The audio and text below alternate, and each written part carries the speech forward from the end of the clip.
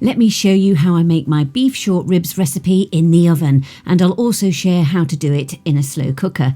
This is beautiful, melt in the mouth, tender beef, and it's truly hearty. In a casserole pan, place 2 tablespoons of sunflower oil and then pop in your beef short ribs. This is for 2, but you can obviously double the recipe up. You want to brown off the short ribs, making sure they're brown on each side. Then just remove them from the pan for a short while. You don't need to remove any of the oil or liquor because you're going to add in 1 large onion that's been sliced. Add in 1 large carrot that's been chopped chunky. And also 1 large celery stick that's been chopped too. Give that a stir around. Eventually, after a few minutes, you'll see it all starting to caramelise down. Add in 1 teaspoon of mixed herbs, along with 2 bay leaves, and around about a tablespoon of Worcestershire sauce.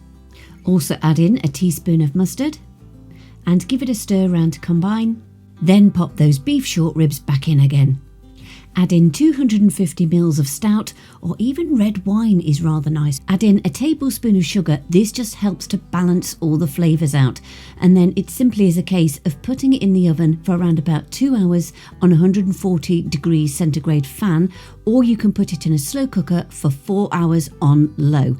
Every now and again, just give it a quick stir.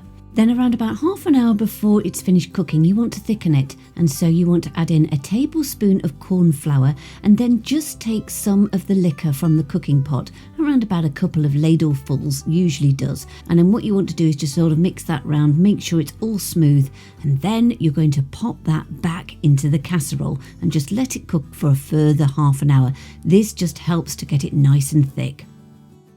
After half an hour, you are left with the most glorious, delicious braised meat. This is truly delicious no matter how you eat it.